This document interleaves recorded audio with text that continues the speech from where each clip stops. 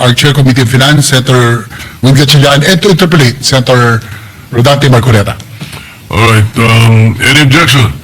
Hearing none, consideration of House Bill 4058 on the committee report number 18 is in order. We recognize Senator Sherwin Gatchlian to sponsor the budget of the Department of National Defense and to interpolate Senator Marcoleta, but the sponsor is recognized first to place on record the budget. Maraming salamat, Senate President, Majority Leader. Thank you very much. Mr. President, we respectfully submit for the body's consideration the fiscal year 2026 proposed new appropriations for the Department of National Defense and its attached agencies amounting to 305.5 billion pesos. And the breakdown is as follows. For the Office of the Secretary, 2.3 billion pesos. For the Government Arsenal, 2.8 billion pesos. For the National Defense College of the Philippines, 300 million pesos. For the Office of the Civil Defense, 2.6 billion pesos. For the Philippine Veterans Affairs Office, 1.6 billion pesos. For the Veterans Memorial Medical Center, 4.9 billion pesos. For the Armed Forces of the Philippines, 290.7 billion pesos. Of the 290.7 billion pesos allocated to the AFP, 145 billion pesos is for the Philippine Army, 60.3 billion pesos is for the Philippine Air Force, 59.9 billion pesos is for the Philippine Navy, and 25 billion pesos is for the General Headquarters AFP and AFP-wide service support units. We likewise submit to the body for the body's consideration the fiscal year 2026 proposed new appropriations of the revised AFP modernization program in the amount of 60 billion pesos under the program appropriations and another 30 billion pesos under the unprogrammed appropriations. Maraming salamat, Senate President. President, thank you for time accommodation in order to fulfill a very important social obligation today. Mr. President, I'd like to start with defense alliances with the United States, Japan, and Australia. The first question is, to what extent does the 2026 budget assume U.S., Japanese, or Australian support in case of a major WPS contingent? Well, Mr. President, there's no particular item for the U.S., Japan, and Australian arrangement. It forms part under the visiting forces arrangement, Mr. President.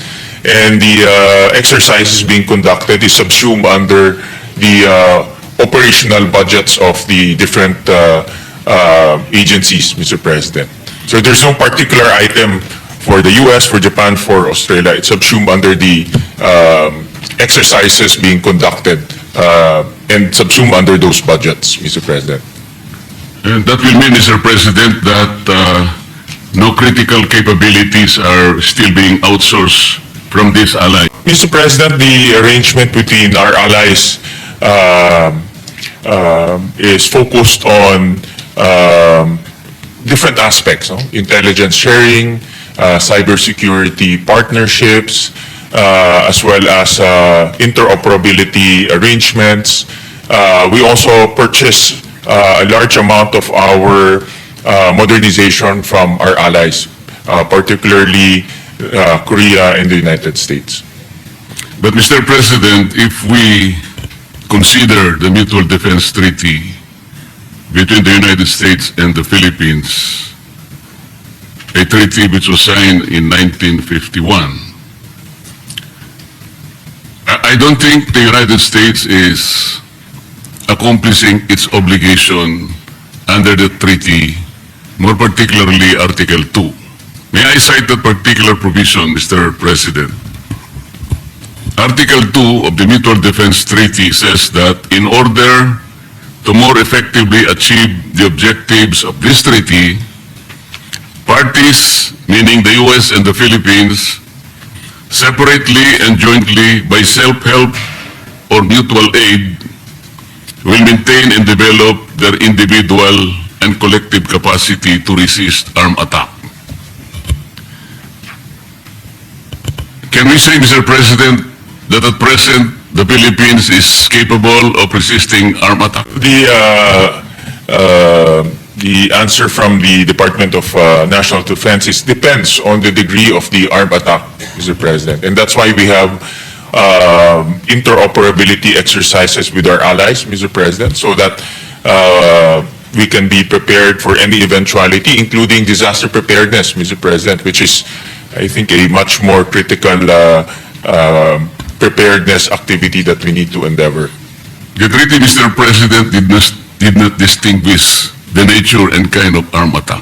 It just said both parties should be capacitated to repel armed attack. So the question is our country in a position to repel armed attack? Let's say from Vietnam. Well, it really depends, Mr. President, on the degree of the armed attack, Mr. President. So, We should consider the strength of the Vietnamese army. Can we just, we cannot imagine how much force or what is the extent of armed attack. These countries who may want to attack us will not tell us. Kaya nga, paano natin magagamit yung Article 2? Is it not proper for us to at least make ourselves capable of whatever attack? That should be the ideal objective. And the Mutual Defense Treaty should be able to accomplish this. This is the main objective. That's why I'm asking you, Mr. President.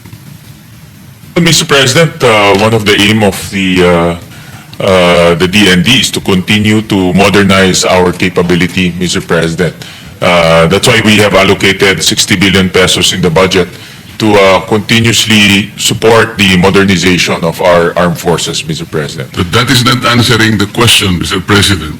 I'm asking whether our country is in a position to repel armed attack. This is the objective of the Mutual Defense Treaty. If we continuously hide upon the argument that we are perennially being assisted by the United States, Japan, and Australia, we're compromising our sovereignty and strategic autonomy, Mr. President. So ba't meron pa po tayong Mutual Defense Treaty? We cannot even answer the simple question. Mr. President, with the present capability and the continuous upgrading of our military capability, the objective is to deter instances like what you have mentioned, Mr. President. You're saying, Mr. President, we are in a position to deter, for example, China from attacking us? Can we now deter China from attacking us? Yes, Mr. President, the Secretary answered in the affirmative. So what are the deterrents? Or what is the deterrence, Mr. President? Well, Mr. President, as we have seen in the news that our troops are continuously training, continuously holding exercises with our allies. So with the capability of our troops and also with the partnership with our allies, Mr. President, these are the components that can bolster our deterrence, Mr. President. That is the only answer that you can provide, Mr. President. Mr. President, that is the objective of the Department of National Defense, Mr. President. But, Mr. President, I'm asking in relation to the Mutual Defense Treaty. This is a very important treaty. It is, I think, 74 years old. If we maximize that treaty, hindi naman po siguro tatagal. After 74 years, hindi pa po natin masabi na kung ano ang ating napala dito sa Mutual Defense Treaty. Mas matanda pa po sa akin ang treaty ito, Mr. President. Well, Mr. President, from my observation, yung interoperability, yung balikatan exercises is a clear evidence that we are operationalizing the treaty. Yung treaty ho, papel lang ho yan eh.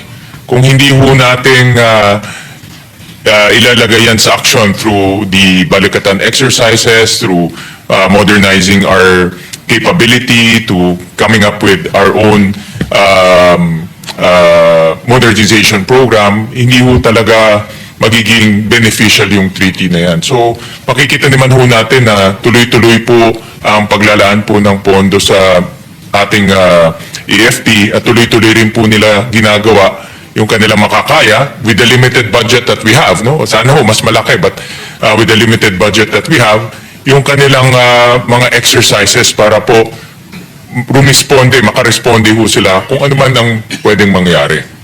Sabi po niyo kanina, Mr. President, wala naman po tayong na-outsource sa ating mga partners. It is inconsistent, Mr. President. Sabi, tinatanong ko po kanina, gaano po sa ating budget ang ma-assume natin na suporta mula sa tatlong mga kaibigan natin? Ang sabi po niyo, wala. Yeah.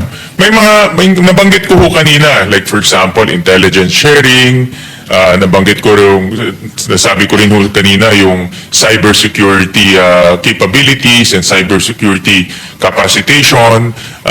Yun po yung mga ilan sa mga ina-outsource ho natin. At partnership, hindi lang ho outsourcing, but in my view, these are partnerships.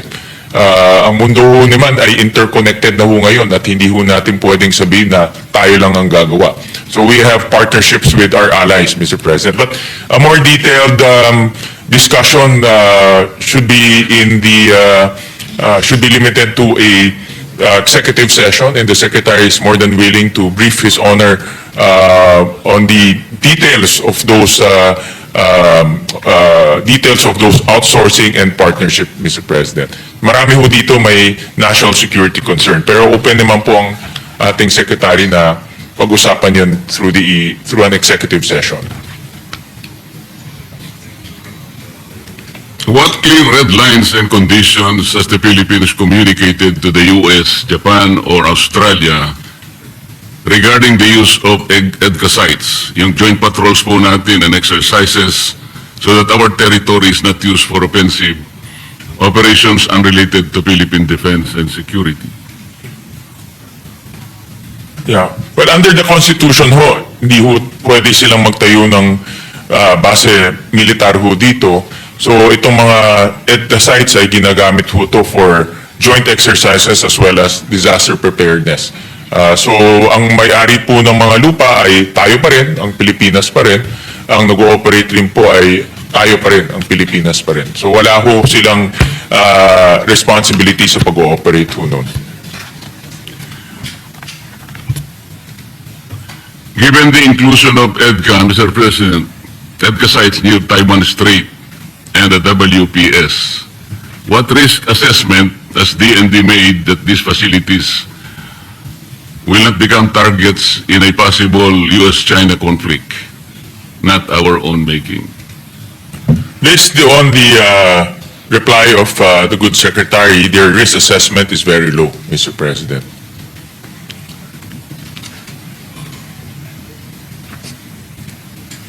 With the reciprocal access agreement with Japan, enhanced defense cooperation with Australia, what types of operations are explicitly ruled out on Philippine soil or in waters? Example, preemptive strikes, offensive cyber operations, long-range missiles deployments.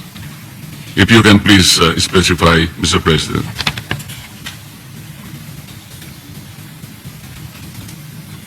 Ang limitation po ay offensive operation and anything that will and anything that will pertain to engagement in war, Mr. President, as an instrument of national policy, Mr. President. Mr. President, does the Department of National Defense agree that a decision of the Supreme Court interpreting and applying a provision of EDCA automatically becomes part of EDCA itself? Mr. President, the reply of the Secretary, it's this positive portion reflects that.